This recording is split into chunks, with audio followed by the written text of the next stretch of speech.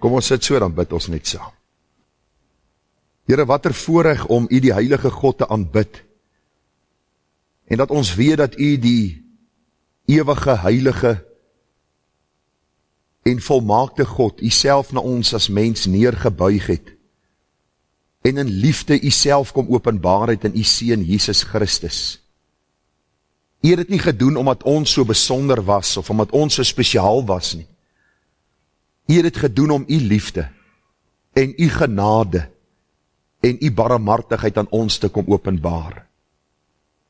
Here, as ons deur die blaaie van die Bybel lees, dan dank ons U, dat U van ewigheid af Christus bestem het vir die kruis, daar op Golgotha, en dat ons in Hom en deur Hom met U versoen kan word, en dat ons deur die Gees verseël kan word, en dat ons kan leer uit die blaaie van die Bybel wie U is, wie ons is, en Here, hoe broodnodig ons U het. Here, U kan sonder ons bestaan, van ewigheid af is U, maar ons kan nie sonder U nie. Daarom het Augustinus gesê dat 'n mens se siel is rusteloos, tot hy rus gevind het in sy Skepper en Verlosser Jesus Christus. Vader, ons dankie dat ons vanmôre kan saam wees in U naam, en dat ons die begeerte wil vanmôre uitspreek, dat U verheerlik sal word in ons midde. Hierdie kansel is nie gereserveer vir 'n mens se opinie, dis nie gereserveer vir 'n kerk se leerstelling nie, dis nie gereserveer, Here, vir wat ek dink, of wat die volgende ou dink nie, maar ons moet getrou bevind word as diensknegte van U, om met moeite ons in die woord in te delf en in te grawe, sodat ons Sondag met vrymoedigheid kan sê, so sê die Here. Hierdie is nie 'n plek van storievertelling nie, dis nie 'n plek van mooi illustrasies nie, dis nie 'n plek waar ons oor blomme en plante en bome praat nie. Ons praat oor die God wat alles geskaap het, deur wie ons gered moet word, sodat ons ook kan lewe op hierdie aarde, as skynende ligte, te midde van 'n krom en verdraaide geslag. Here, ons dink aan die psalmdigter wat gesê het, dat die opening van U woord gee wysheid, dit maak die eenvoudiges verstandig. Sê die psalmdigter dit nie mooi vir ons, dat waarmee sal die jongeling sy pad suiwer hou? Hy sê, deur dit te hou na U woord. Ek soek U met my hele hart, laat my nie afdwaal van U gebooie nie. Ek het U woord in my hart geberge, dat ek teen U nie sal sondig. Lofwaardig is U, o Here, leer my U insettinge. Here, dit is eie aan 'n kind van die Here, dat hy homself in die woord verdiep. Dis eie aan ons wat aan U behoort, Here, dat ons U beter leer ken, soos ons deur die blaaie van die Bybel werk. Die Bybel is nie vir ons 'n geslote en 'n boek wat ons nie verstaan nie. Soos ons lees en soos ons groei in ons geestelike lewe, is daar 'n beter verstaan en 'n groter liefde in ons hart vir God om meer van Hom te leer. En soos ons meer van U leer, besef ons, Hy moet meer word en ek minder. En ag Here, ek bid dat ons as gemeente by hierdie punt sal uitkom, dat dit nie sal gaan oor ons en wat ons kan vermag en hoe ons U arm kan draai of kan beweeg om sekere dinge te doen nie. Here, U sê vir ons, bid sonder ophou, en daar is nie krag in ons gebed nie, daar is krag in God. En daarom bid ons, daarom sê die Bybel, die vurige gebed van die regverdigheid groot krag. Nie omdat daar krag in ons gebed is nie, maar krag in die God tot wie ons bid, wat by magte is om ons gebed te verhoor en te doen ver bo wat ons bid of verwag. Daarom het ons soveel vertroue wanneer ons bid, want ons weet alles sal ten goeie meewerk en alles sal werk volgens die raad van U wil. Here, ons leef in 'n tyd waar die mens die senterpunt geword het. Die antwoord lyk my is binne die mens, so word daar vir ons geleer. Dis ons wat U beheer en nie U wat U skepping beheer deur U reddende regterhand nie. En ons wil kom buig en bely, Here, as daar enige tipe van so gedagte of hoogmoed, of selftrots of eie belang in ons te bespeer is, deur U kosbare bloed reinig ons, deur U Heilige Gees vul ons, en kom leer ons, Here, om nougeset te wandel, volgens alles wat U in U woord vir ons opgeteken het. Here, ons is vanmôre saam om U woord aan te hoor. Vanmôre gaan ons praat oor die loon wat ons na hierdie aardse lewe gaan ontvang. Ek bid dat U opgewondenheid in harte sal bewerk, deur die bemoediging van U woord, en dat ons hier vandaan sal uitstap om onsself die vraag af te vra, leef ek my lewe vir Christus, of leef ek my lewe vir self? Romeine 14 sê dit vir ons so mooi in vers 7, niemand leef vir homself, en niemand sterf vir homself nie. As ons leef, leef ons tot eer van die Here. As ons sterf, sterf ons tot eer van die Here. Of ons lewe of ons sterwe, ons behoort aan die Here. Dis die gebed van my hart, Here, dat dit eie sal wees van Benou die gemeente, van U kerk in Suid-Afrika en wêreldwyd. Dat ons nie vir onsself sal lewe nie, maar vir die een wat ons gekoop het, met 'n dierprys. En ag Here, dat ander ook sal sien, dat ons Hom verheerlik, ons Vader wat in die hemel is, en dat ons ook ander graag na Jesus wil trek. Here, ons vra nou dat U verheerlik sal word, en ons vra dat U naam groot gemaak sal word in ons midde. Dankie vir ons inkomstes wat U vir ons so mildelik voorsien, gee vir ons wysheid in die spandering daarvan, en word U verheerlik. Gemeente, genade, barmhartigheid en vrede word vir U geskenk van God ons hemelse Vader, en van ons dierbare Here Jesus Christus, en dit word kragtig menigvuldig deur die werking van sy Gees hier by ons. Amen. Vriende, ons blaai na Openbaring die 4de hoofstuk. Nou, u moet nie bekommerd wees nie, daar is meer as 4 hoofstukke in Openbaring, en ek sal nog later uitkom by die 5de hoofstuk. Vereers staan ons stil by die 4de hoofstuk, ek dink is ons 3de of 4de boodskap uit hierdie hoofstuk.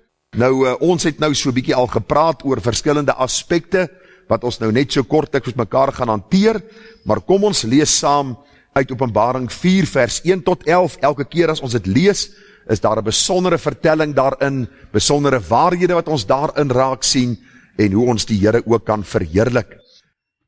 Nou Johannes skryf, hy's verban na die eiland Patmos weens sy geloof, en hy skryf daar in die eerste vers, na hierdie ding het ek gesien, kyk, 'n geopende deur in die hemel, en die eerste stem, wat ek soos op 'n sein met my hoor spreek het gesê, kom op hierheen, en ek sal jou toon wat na hierdie dinge moet gebeur. En dadelik was ek in die gees, en kyk, daar staan 'n troon in die hemel, en een sit op die troon, en hy wat daarop sit het in sy voorkoms gelyk, soos die steen jaspis en sardius, en rondom die troon was 'n reënboog wat in sy voorkoms gelyk het soos smarag. En rondom die troon was daar 24 trone, en op die troon het ek die 24 ouderlinge sien sit, bekleed met wit klere, en hulle het goue krone op hulle hoofde gehad. En daar het weerligte en donderslae en stemme uit die troon uitgegaan, en 7 vuurvakkels wat die 7 geeste van God is, het voor die troon gebrand. En voor die troon was daar 'n see van glas soos kristal, en in die middel van die troon en rondom die troon 4 lewende wesens vol oë, van voor en van agter. En die eerste lewende wese was soos 'n leeu, en die tweede lewende wese was soos 'n kalf, en die derde lewende wese het 'n gesig gehad soos 'n mens, en die 4de lewende wese was soos 'n arend wat vlieg. En die 4 lewende wesens het elkeen vir homself 6 vlerke gehad, en hulle was rondom en van binne vol oë, en hulle het sonder ophou dag en nag gesê, heilig, heilig, heilig is die Here God, die Almagtige, wat was en wat is en wat kom. En elke keer as die lewende wesens heerlikheid en eer en danksegging gee aan hom wat op die troon sit, wat tot in alle ewigheid lewe, val die 24 ouderlinge neer voor hom, wat op die troon sit, en aanbid hom, wat tot in alle ewigheid lewe, en werp hulle krone voor die troon en sê, Jy is waardig, o Here, om te ontvang die heerlikheid en die eer en die krag, want U het alles geskape, en deur U wil bestaan hulle, en is hulle geskape. Ons lees hierdie paar versies saam uit God se wonderlike woord, en vriende, as teks vir oordenking, gaan ek vanmôre aan U voorhou Openbaring 4 vers 9, en elke keer as die lewende wesens heerlikheid en eer en danksegging gee aan hom, wat op die troon sit, wat tot in alle ewigheid lewe, val die 24 ouderlinge neer voor hom, wat op die troon sit, en aanbid hom, wat tot in alle ewigheid lewe, en werp hulle krone voor die troon en sê, en ons het nou net gelees, wat hierdie ouderlinge sê. Ons tema dan vanmôre, die openbaringe aan Johannes, nadat die deur in die hemel geopen is, u sal sien, het is deel 3, en ons praat vanmôre oor die gedagte, ons krone as 'n dankoffer aan Jesus. Ons krone as 'n dankoffer aan Jesus. Nou vriende, hier op die kaart het ons nou hierdie gedeelte hanteer, die klomp gemeentes wat daar is, en dan het ons gepraat oor die wegname van die kerk van die Here Jesus, en ons gaan nou vanmôre hierby uitkom.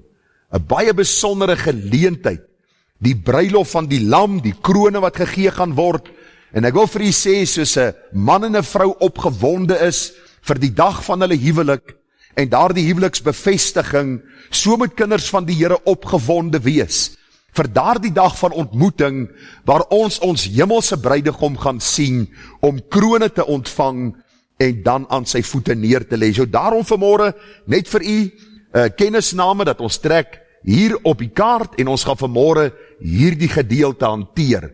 Nou volgende week, ek voel dit is belangrik om volgende week bietjie te praat oor die gedagte, al die mense wat deesdae die hemel sien. Ek weet nie of u gesien het, wat is die New York bestsellers, is al die boeke van kinders wat dood is, hulle die hemel gesien, hulle skryf boeke, hulle maak miljoene. Dan sien die volgende ou die hemel, sit rof het 'n program op die televisie, The Supernatural, waar hy nou elke week 'n nuwe gas het wat die hemel gesien het. Die laaste gas wat hy gehad het, wat ek gekyk het by die troonkamer afgeluister, wat sê God die Vader en God die Seun vir mekaar. Baie interessant is, ons lag miskien daaroor, maar die oorgrote meerderheid mense wat hulle self as Christene bestempel, glo hierdie goed meer as wat hulle die Bybel glo. En ek wil vir u sê, ons lewe in 'n moeilike tyd, so volgende week se boodskap gaan juis handel oor die openbaring wat Johannes ontvang het.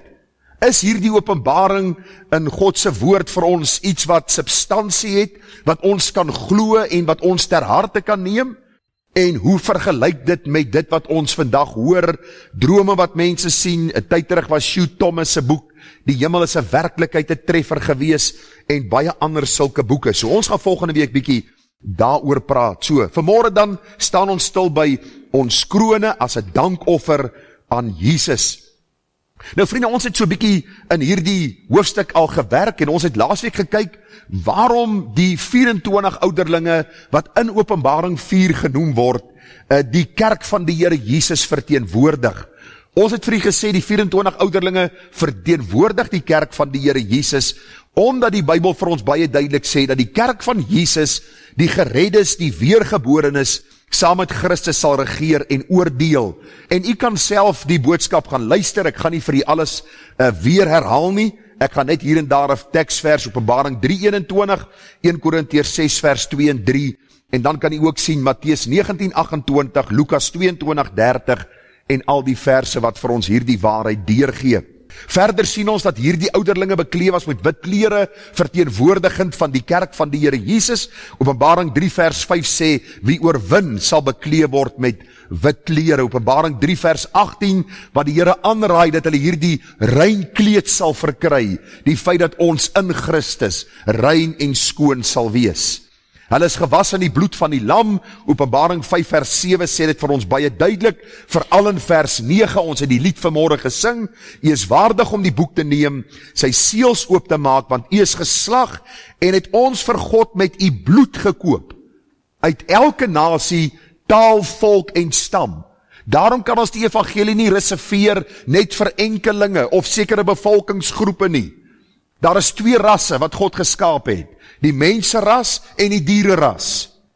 So as jy vanmôre aan 'n kleur is as 'n ander een, is jy nie beter as hy nie. Jy kan miskien meer gekwalifiseerd wees, maar voor God is ons almal sondaars wat gered moet word in die bloed van die lam. Waarom is hierdie 24 ouderlinge verteenwoordigend van die kerk van die Here Jesus? Daar is krone op hulle hoofde, en daarna gaan ons vanmôre bietjie kyk. Openbaring 4 vers 4 sê, en hulle het goue kroon op hulle hoofde gehad. Krone, vriende, sal aan die kinders van die Here gegee word na hierdie aardse stryd. U kan ook hoor wat Paulus in Timoteus 4 vers 7 sê, dat hy die goeie stryd gestry het, die wedloop volëindig het, die geloof behou het, en verder is vir hom weggelê die kroon van geregtigheid wat die Here, die regverdige regter, om in die dag sal gee. Hoor nou, en nie aan my alleen nie, maar ook aan almal wat die verskyning van die Here lief gehad het. En ons gaan vanmôre nou 'n bietjie uitbrei op hierdie boodskap. Want ons het verlede week gestop by hierdie wonderlike gedagte, dat die 24 ouderlinge verteenwoordigend is van die kerk van die Here Jesus in die hemel, en dat krone dan ook gegee sal word aan hulle wat aan die Here Jesus behoort. So vanmôre gaan ons bietjie stil staan by hierdie gedagte, 2 Korintiërs 5 vers 10, want ons moet almal voor die regterstoel van Christus verskyn, sodat elkeen kan ontvang wat hy deur die liggaam verrig het, volgens wat hy gedoen het, of dit goed is of kwaad. So Openbaring 4 sê vir ons, daar is krone wat hulle aan die voete van Jesus neergelê het. 2 Korintiërs 5 sê vir ons, dat ons eendag voor die regterstoel sal verskyn om loon te ontvang. Hierdie loon gaan in die vorm van krone wees, soos ons vanmôre gaan sien in die boodskap.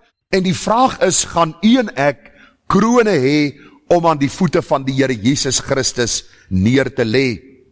Nou hierdie krone, vriende, gaan 'n dankoffer wees aan die Here.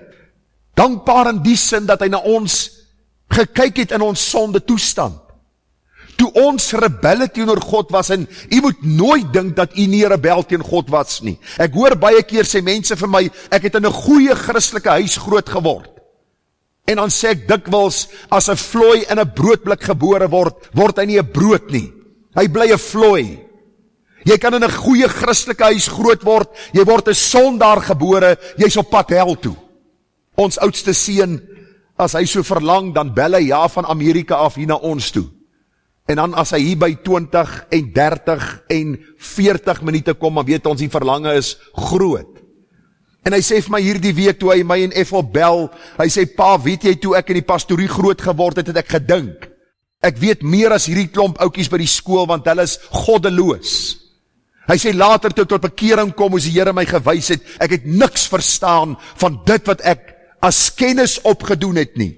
U sien, die kennis maak jou opgeblaase, die gees maak jou lewend. God se woord is die kosbare manier of middel wat God gebruik om geloof in my hart op te wek, dat ek by die kruis kan uitkom, en as ek weergebore is, dan is my verlange om eendag loon te ontvang, krone, om aan die voete van die Here Jesus neer te lê.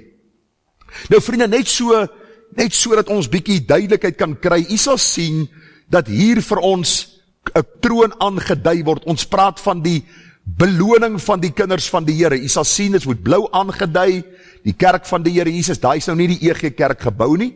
U sal sien, ons het nie 'n toring nie, behalwe 'n selfoontoring, en hy bly agter as ons gaan. Die gedagte is maar die kerk van die Here Jesus oor die aarde, die krone, en dan die bruilof van die lam. Maar hier is ook 'n troon, sien jy hom? Die wit troon oordeel, en kyk waar sy einde is. Die ewige oordeel van God. So ons moet net onderskeid vanmôre gou tref, tussen die twee oordeelstrone. Ek gaan later praat oor die wit troon oordeel, maar ons praat vanmôre oor die kerk van die Here Jesus in die hemel, na die Laodicea gemeente, Openbaring die 3de hoofstuk, in die 4de hoofstuk sien Johannes, die kerk in die hemel verteenwoordigend van die 24 ouderlinge, en hy praat ook van dat hulle krone aan die voete van die Here Jesus neerlê. Nou die regterstoel, of hierdie beoordelingstroon, ons vind dit in 2 Korintiërs 15 en ook ander plekke in die Bybel, dis net vir kinders van die Here, bloedgewastes, weergeborenes, werke word beoordeel, loon word ontvang of skade word gelei, en het vind plaas na die wegname van die kerk van die Here Jesus. Die wit troon oordeel, wat ons vir hier aangedui het op die kaart, wat ons later in die reeks sal oorpraat, jy sal sien, dis amper hier aan die einde van die boek Openbaring, die wit troon, Openbaring 20:11 tot 15, dis net vir ongeredde mense, die veroordeling vind plaas, die veroordeeldes word in die hel gewerp, daar's nie 'n tweede kans nie, daar's nie 'n omdraai kans nie, daar's nie 'n vagevuur nie, daar is niks van hierdie goed van 'n reïnkarnasie nie. As jy sterf sonder Jesus, sal jy sonder Jesus die ewigheid deurbring. So eenvoudig soos dit. En luister, dis nie God se begeerte vir jou nie. Hy sê hy het gekom om te soek en te red die wat verlore is. As jy eendag hel toe gaan, sal dit wees omdat jy Christus verwerp het. Omdat jy die duisternis liewer gehad het as die lig.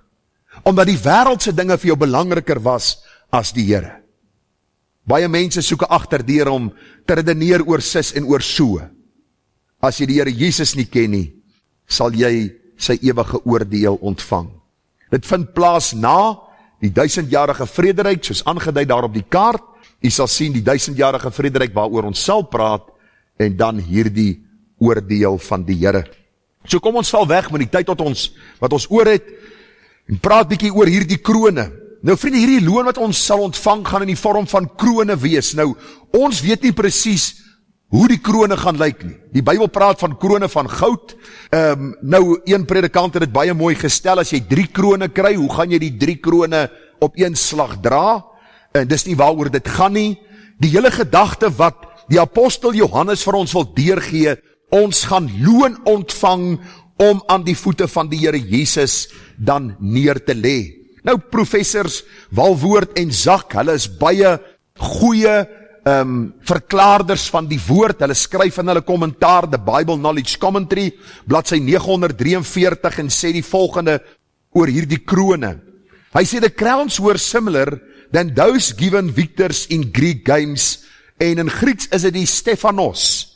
Met ander woorde, 'n laurierkrans wat hulle ontvang het. Daardie mense was mal oor sport, soos ons mal is oor sport. Ons sal ons siele verkoop vir sport. Ons dink as jy presteer in sport, dat God se guns oor jou is. Luister, as sport vir jou belangriker as Christus is, dan is jy nie 'n kind van God nie. So eenvoudig soos dit. Maar in daardie tyd was hierdie spele belangrik geweest. En dan is die wenner basies deur die tou gebreek het, en hy is by hierdie geleentheid beloon, het hulle so laurierkrans om hom gehang. Nou sê Walwoord en Zak, that in contrast with the crown of a sovereign ruler, diadem, dis die ander Griekse woord. Met ander woorde, ons gaan nie 'n kroon ontvang soos Christus, wat ons ewe skielik heerskappy gee en gelykstel aan hom nie.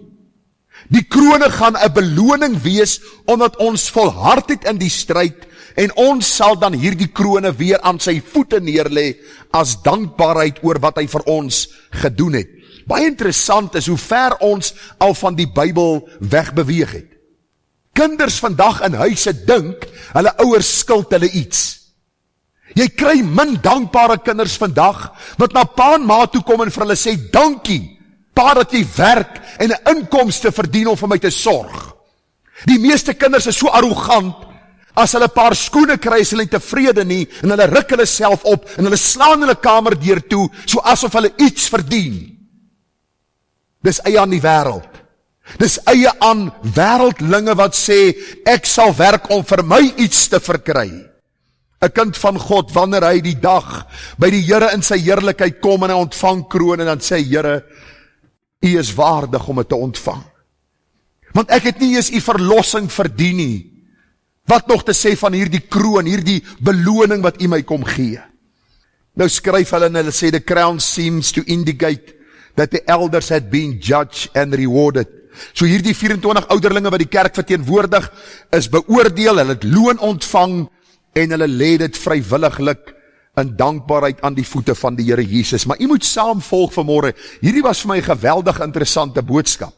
En vriende, elke boodskap wat ek preek, al het ek hom 10 jaar terug gepreek, berei ek hom van vooraf voor, van nuut af voor.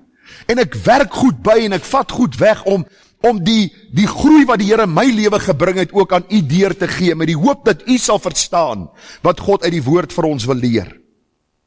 U sien hierdie beloning wat die Here vir ons gaan gee, gaan so besonder wees dat ons dit aan sy voete gaan neerlê, maar almal sal nie dieselfde loon ontvang nie.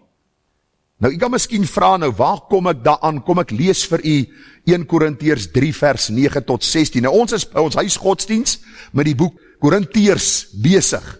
Nou, as u 'n gemeente soek om na te volg, moenie die gemeente Korinthe navolg nie. Hulle was 'n vleeslike gemeente. Ek is van Paulus, ek is van Paulus, ek is van Sefas, en as jaloersheid en twis en tweedrag en partyskap, daar was soveel goed in hierdie gemeente, dat Paulus amper sy hare uit sy hoof getrek het oor hierdie manne en vroue. Nou skryf hy vir hulle in 1 Korintiërs 3, hierdie woord, en ek het in Calvin en Effer daaroor gepraat, ons is medewerkers van God. Ek wil u vra, as u nou huis toe gaan vanmiddag, Dink aan hierdie woorde, dat die skepper en die onderhouer van hierdie heelal jou en my roep om saam met hom te werk. Medewerkers van hom te wees. Ek het al vir die Here hoeveel keer gesê, Here, dat U 'n eenvoudige mens soos ek kies, om saam met U te werk, om hierdie groot taak ten uitvoer te bring, gaan my verstand te bowe. Moet nooit dink God het jou nodig nie. Hy het jou en hy het my nie nodig nie. Ons doen hom nie 'n guns om vir hom te werk nie. Hy doen ons 'n guns om ons te roep, te red en ons te vul met sy gees en ons uit te stuur om iets vir hom te doen. Daarom kry hy die eer vir alles.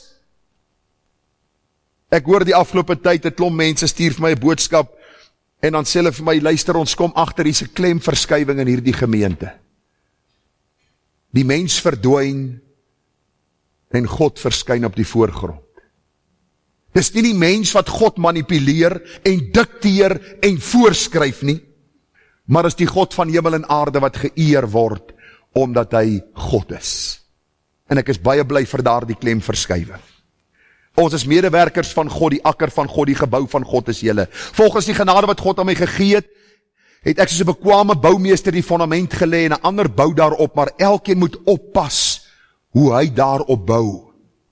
Want niemand kan 'n ander fondament lê as wat daar gelê is nie, dit is Jesus Christus. Partykeer raak mense verveeld met die boodskap van die evangelie. Dan sê hulle, man, luister, ons is klaar by die evangelie gewees, beweeg verder aan. Luister, die evangelie in elke boodskap is die wegspringplek vir die res van die boodskap. Of jy nou preek oor die huwelik, of jy nou preek oor gesinne, of jy preek oor kinderopvoeding, of jy preek oor die wêreldtoestand, jy begin by die evangelie.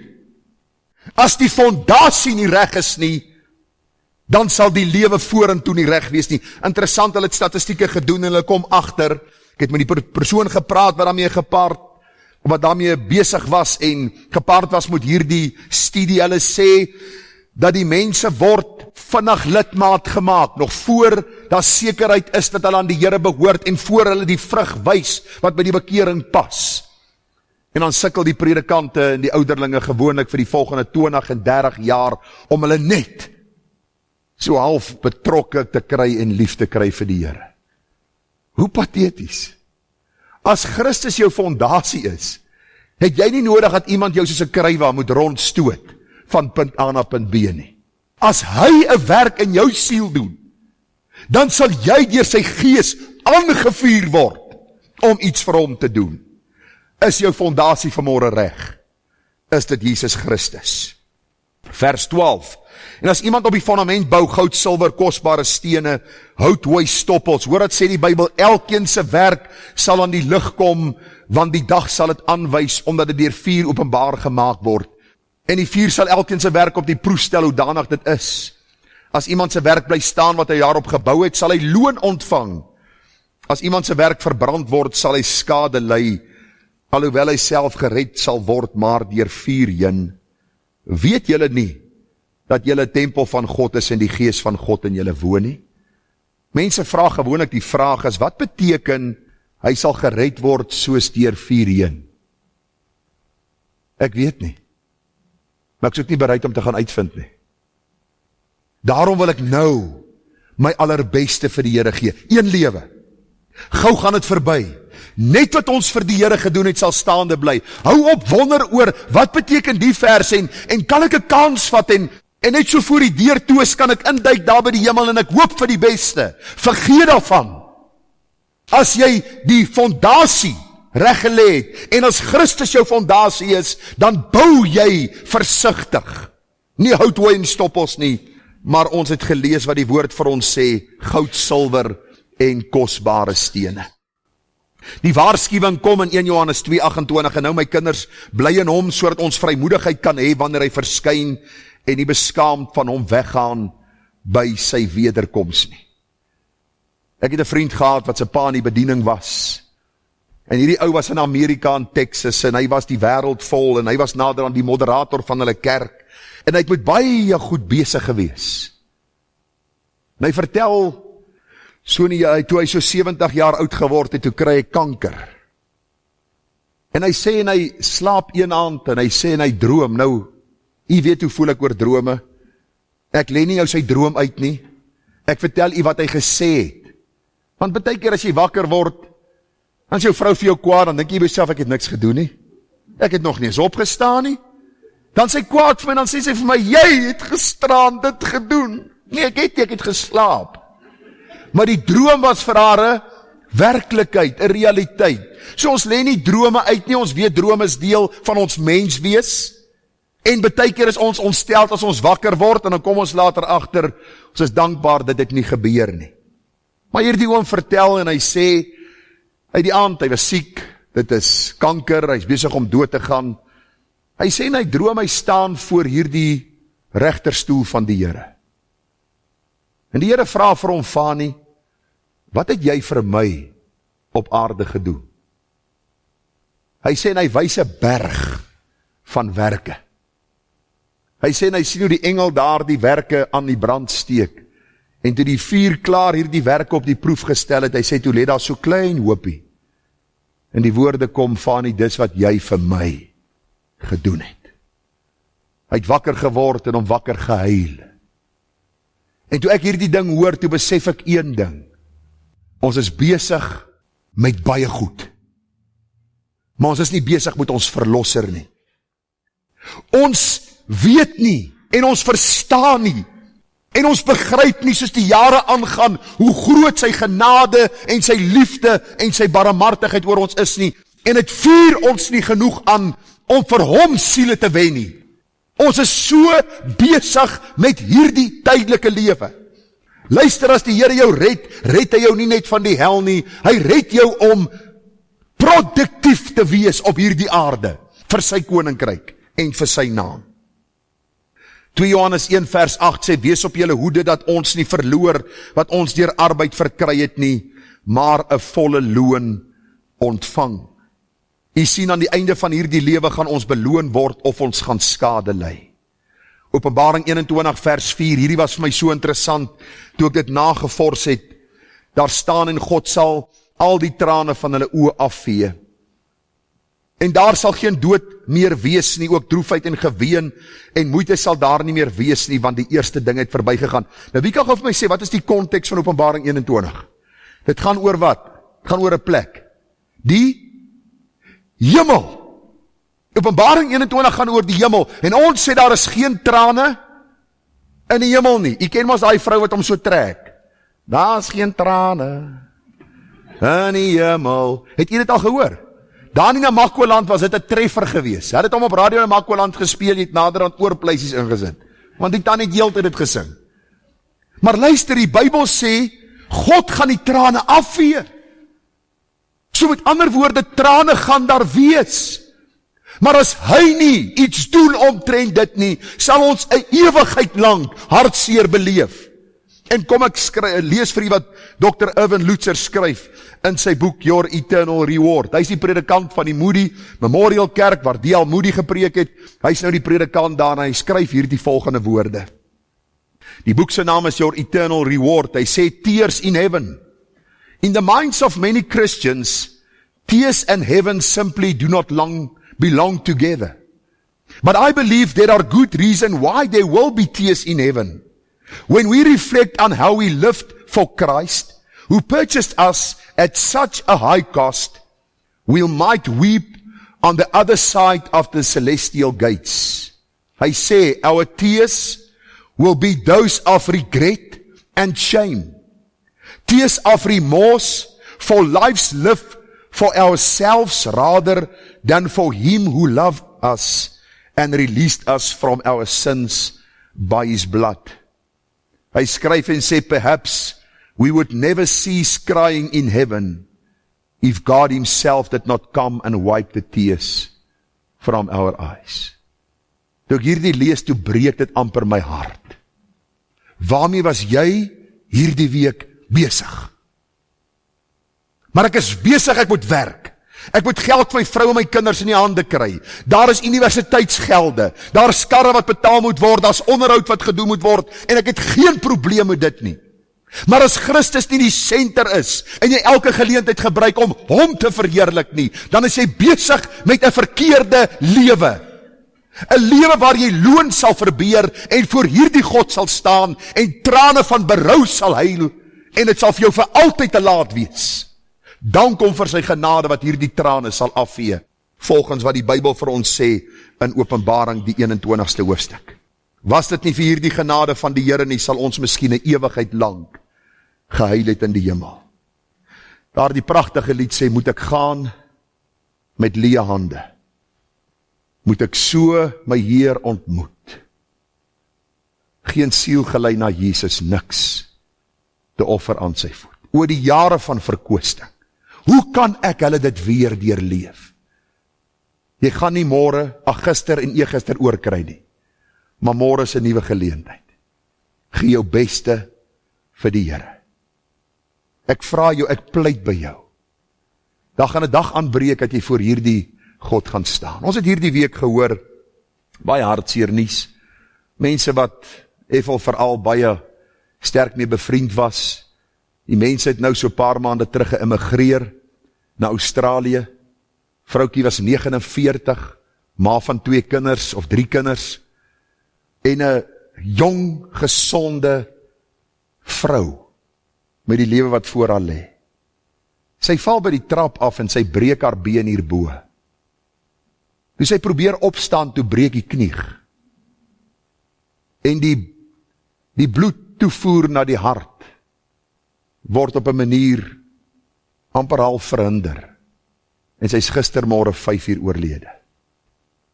Jy en ek weet nie wanneer die dag gaan aanbreek, wanneer die Here ons gaan kom haal nie. Ek wil jou vra, moenie jou lewe en jou tyd mors op hierdie goed wat gaan agterbly nie. Sorg dat jy iets doen vir Jesus. Dat ander kan sien, jou liefling van jou hart is Jesus. Die een wat jy gekoop het deur sy bloed. En doen iets vir sy koninkryk. As jy te bang is om te praat, vat 'n traktaatjie en sit dit in iemand se hand. As jy te bang is daarvoor, sit dit in sy ruitveer. Doen net iets. As jy by jou familie kom, moenie saam praat met hulle boosheid nie.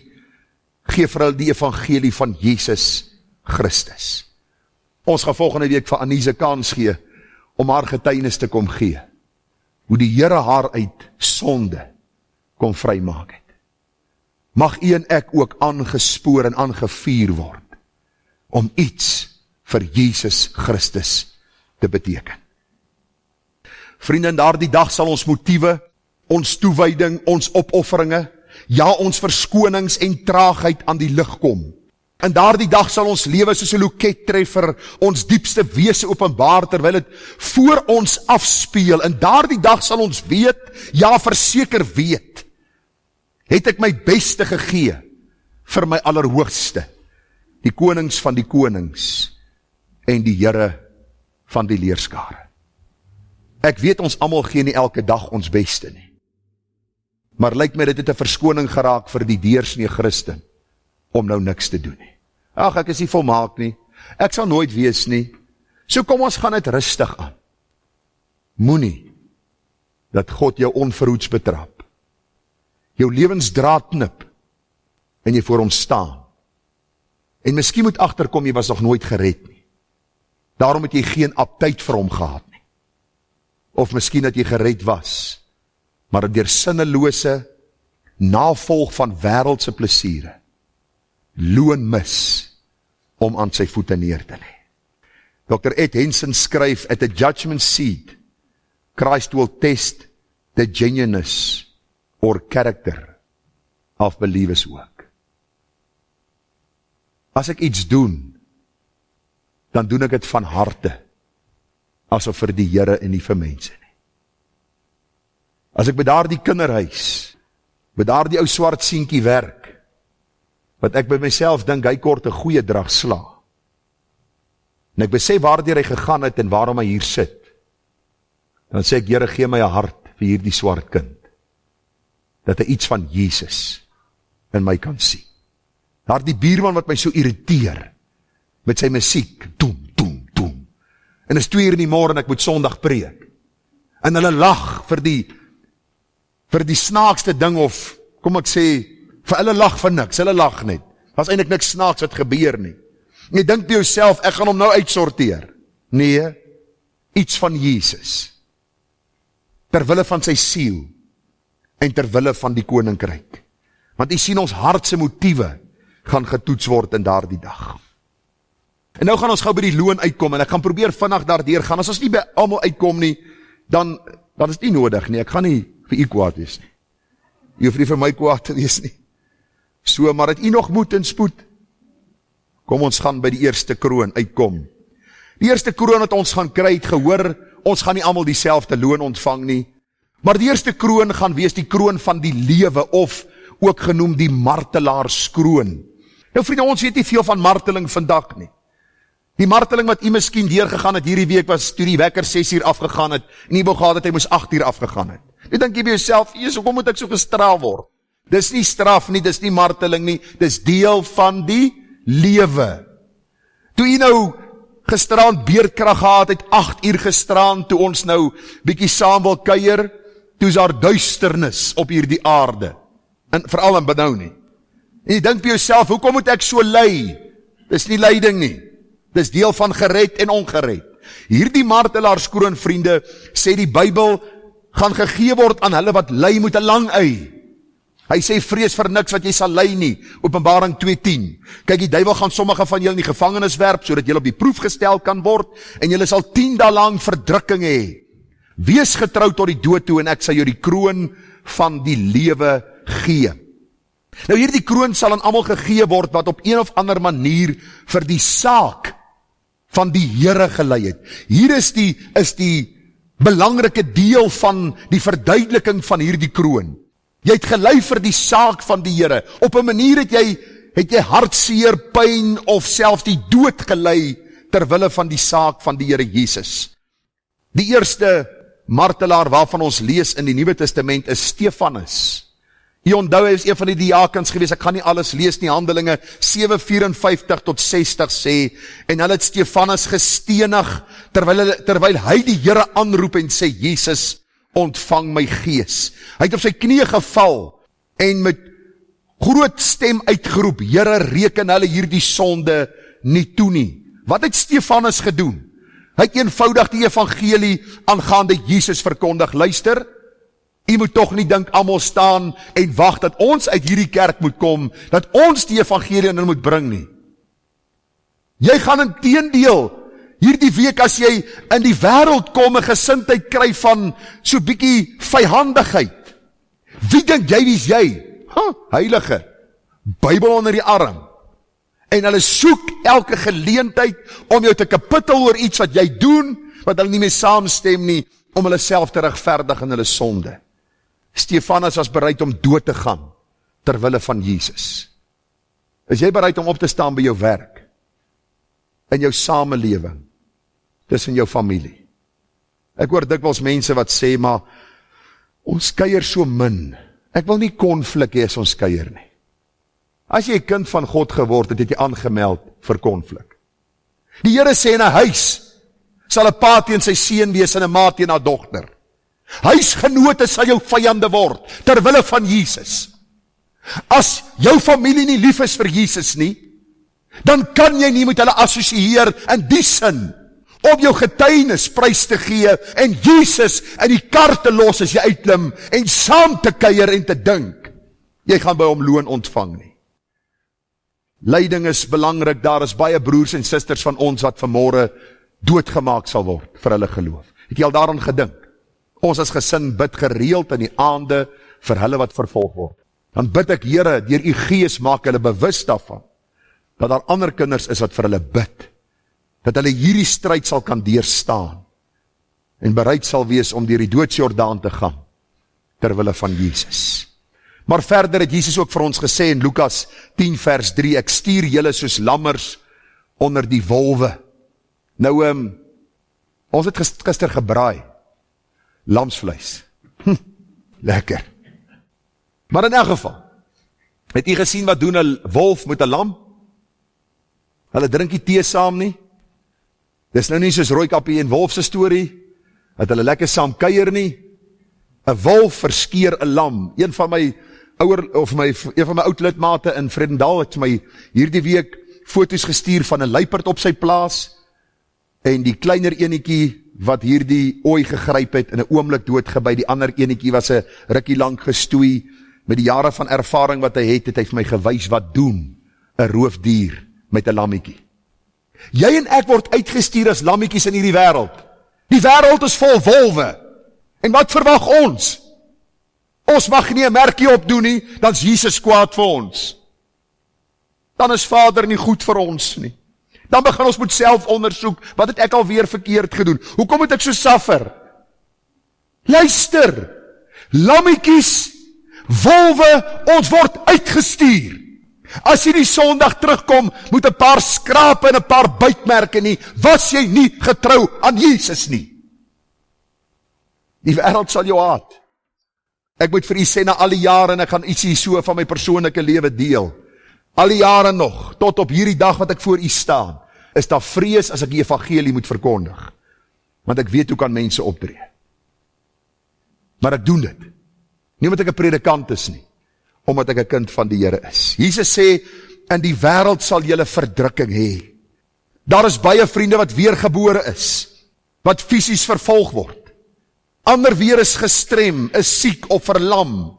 Ander word onderdruk, misken of verwerp, is dalk werkloos, arm, honger of sonder huisvesting.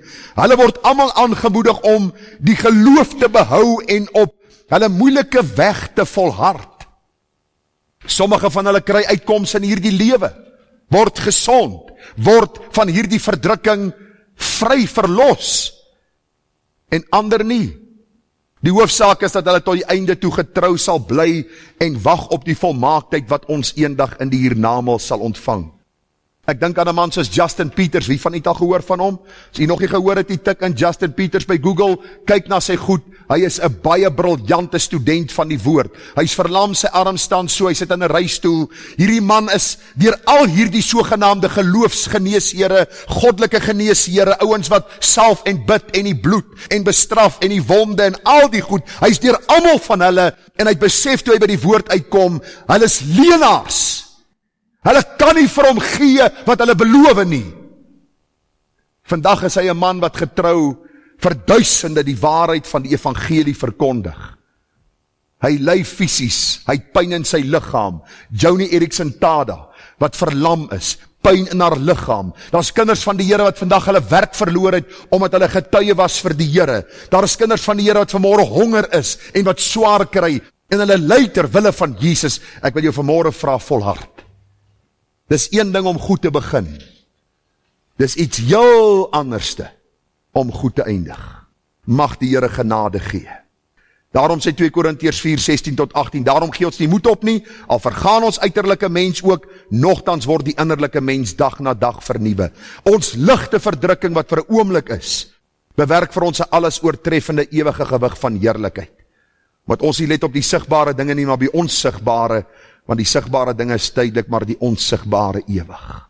As ons vanmôre die voorreg gehad het om vir die apostel Paulus 'n spreekbeurt te kon gee hier, sal Paulus vir jou sê, hy is omtrent dood op ouderdom 60, 63, 64. En ons sal vir Paulus vra, Paulus, al hierdie stryd wat jy deurgegaan het, jy's gestenig, jy het honger gely, jy was met klippe gegooi, jy was vervolg deur jou eie kerk, jy was 'n man gewees wat 'n doring in jou vlees ontvang het. Was dit die moeite werd? Dan sal hy sê, moenie eers so vraag vir my vra nie. Dis soos om vir 'n honger ou te vra wat 'n steak geëet het, 'n fillet steak met 'n pepersousie op, met 'n bietjie slap chips, om vir hom te vra was dit lekker gewees. Hy sê vir jy sê, jy stupid. As ek honger is hierdie vir my koningskos. Paulus sê, ek was bereid. Die uiterlike is vir 'n tyd, 60, 70, 80 jaar. Dan is dit verby. Hoeveel loon gaan jy aan die voete van Jesus neerlê? Probeer jy lyding vermy, of gaan jy deur lyding ter wille van die Here Jesus?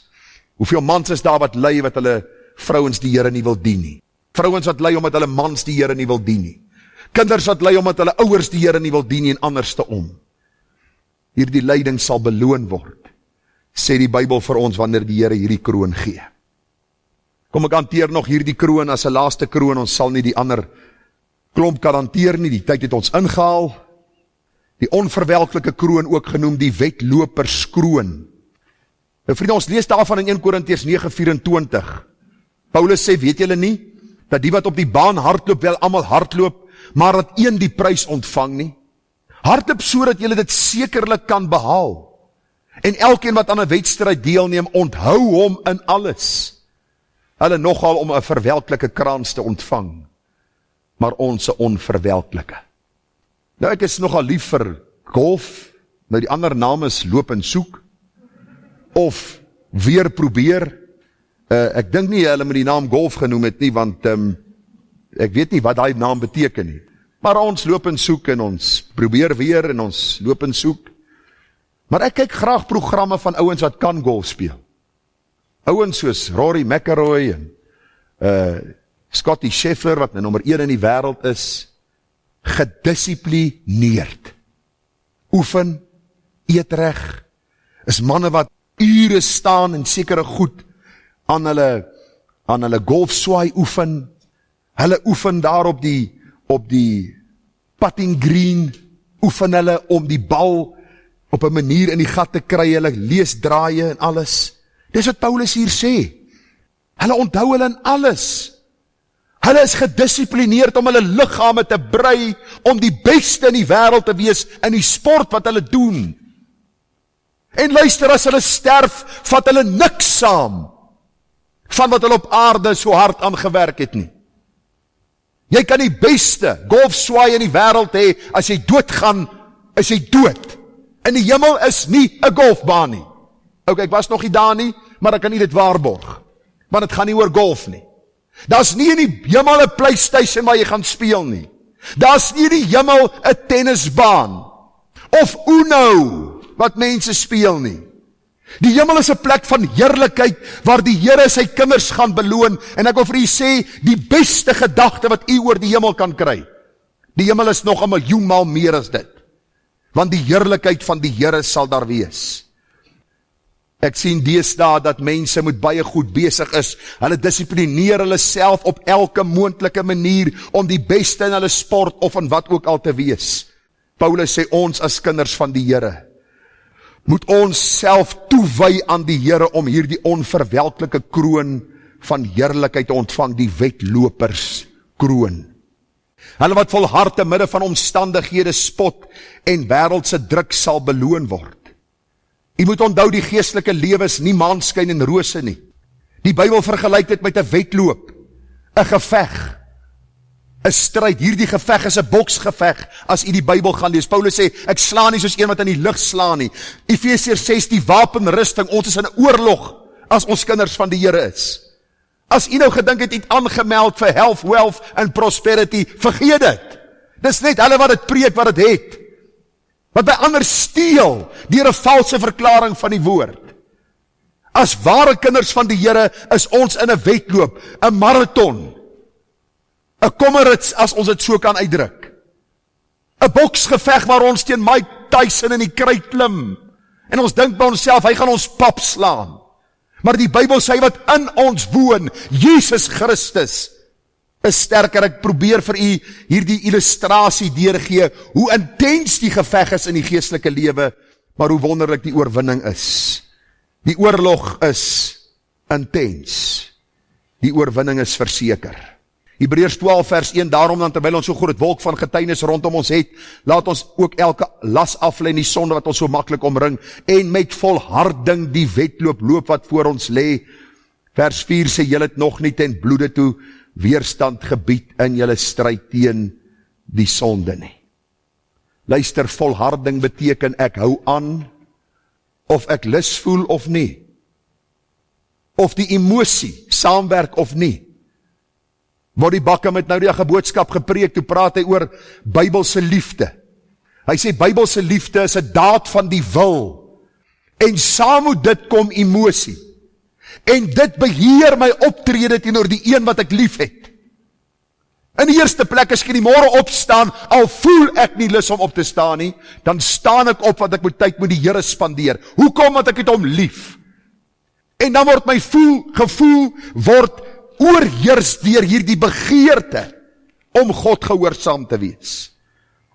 Moenie goed begin en dan swak eindig nie. Ek lees vir u wat staan in 2 Timoteus 4 vers 6, want ek word alreeds as 'n drankoffer uitgegiet en die tyd van my heengaan is naby. Ek het die goeie stryd gestry, ek het die wedloop voleindig, ek het die geloof behou. Ag vriende, weet jy wat maak my hysteries? Ek weet nie wat regtig dit beteken nie. Wat my hysteries maak as mense vir jou sê, Gerard, ek het die Here jare terug so gedien. Ek was op die kerkraad, ek was op die jeugbestuur, my vrou was op die sistersbestuur. Nou die Here bewaar my, en ek gaan dit nou maar vanmôre hier sê, so, dan dink ek in my gedagtes, so what? Vandag dien jy nie die Here nie. Jy het verskonings, op verskonings, hoekom jy die Here nie kan dien nie?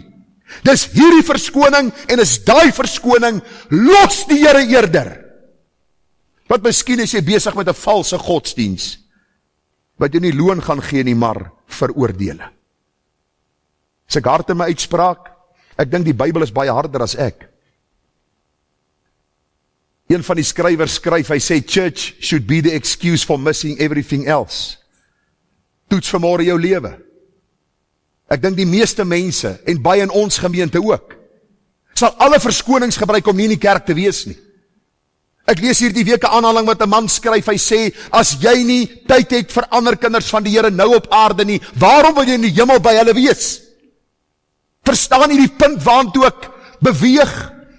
Ons kan nie hierdie wedloperskroon verwag. As ons so sleepvoetig, traag my nie agtig, die Here is so op my prioriteitslys, so 8ste, 9de, hy's daarom in die top 10, moenie worry nie, hy's daarom nie heel laaste nie. Hy's daarom so 'n paar goedjies, soos kos maak en al die goeders wat onder hom kom. Die Bybel sê vir ons baie duidelik, dat as ons hierdie kroon van die Here ontvang, gaan dit wees omdat ons volhard het in die geloof. Volhard in ons stilte tye. Volhard in ons kerkbywoning. Volhard in ons getuienislewering. Volhard in ons voorbedes vir mense. Volharding in ons barmhartigheidswerk, wat ons doen vir ander. Tot die dag dat jy dood is, het die Here 'n doel met jou. Jy kan vanmôre 95 wees, veral wat ek omgee. Dan moet jy opstaan en sê, Here, met die bietjie krag wat ek nog het, dat ek iets doen vir Jesus. Ek sluit af met die verhaal van ou Tannie Sari Oosthuizen. Wie van u dit geken? Sari Oosthuizen was my sonnaskoolonderwyser. Res. OK. Sy is dood op 100. Tannie Sari was net so groot, en sy het met jare boggel begin kry. Sy het so geloop. Sy het so 'n rooi Volksie gery. En kyk vir Tannie Sari, tot die dag van haar dood, op 100 jaar oud, sy haar kry dat sy evangelisasiewerk doen, dat sy by kinderdienste, kinders probeer, deur die woord van die Here na hom toe trek. Sy was sonnaskool soep vir donkie jare.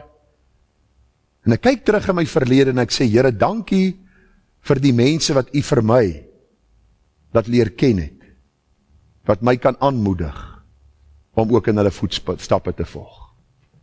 Daar is om in die Pansegrou gewees, dood op diep in die 70, amper 80. Hy het volhard tot die einde toe. Daar is Tannie Hes, sy is dood op 99, sy het volhard tot die einde toe. Daar is my pa, 77, volhard tot die einde toe. Ek wil vanmôre vir jou sê, moenie goed begin, en later, dat die wêreld blokke en ketTINGs aan jou bene en jou voete sit, dat jy geestelik lam raak en tam raak vir die werk van die Here. Mag die Here ons genade gee. Ek het nie tyd om die herderskroon te hanteer en die ander nie. Volgende week as die Here ons spaar, ek glo ons het genoeg gesê. U sal besef, ons gaan nie almal dieselfde loon ontvang nie. Daarom beywer jou, dat jy die volle loon by Christus sal kry. Kom ons bid saam. Hemelvader, Hemelse Vader, eintlik is ons vanmôre gebroke voor U. Want ons besef hoe min ons vir U gee, beteken en doen. Ek het hierdie week 'n gesprek gehad met mense en vir hulle gesê, COVID is basies verby, die erge plaag waar baie mense gesterf het. En in plaas van dat mense hulle heel hartig tot God bekeer het mense verskonings begin opdis. En verskillende goed begin doen om die Here nie meer voluit te dien nie. Die ongereddes het harder geword, en nou verstaan dit nie. Here, soms is 'n mens se hart gebroke wanneer jy oor dink en bid en pleit, Here, gee my antwoorde, gee my oplossings, gee my 'n werkswyse om met hierdie mense te werk. Maar ek bid dat vanmôre se boodskap vir hulle wat luister, hulle wat hier is, sal dien as 'n aanmoediging om te bely waar hulle verkeerd doen. Om te laat staan as hulle miskien Here laks gelui geraak het in hulle wandel saam met U. En na die dag van ontmoeting, die kosbare kroon wat vir ons gegee gaan word. Here, dat ons daarvoor sal werk. Nie omdat ons daardeur gered sal word nie, maar omdat ons as gereddenis of gereddes hierdie kroon aan die voete van Jesus kan neerlê. Ook vra ek, vergewe my, Here, vir die kere van laksheid en luiheid. Vir die kere waar ek ook nie so gemotiveerd is as ek moet wees nie. Was ook vir my in die kosbare bloed.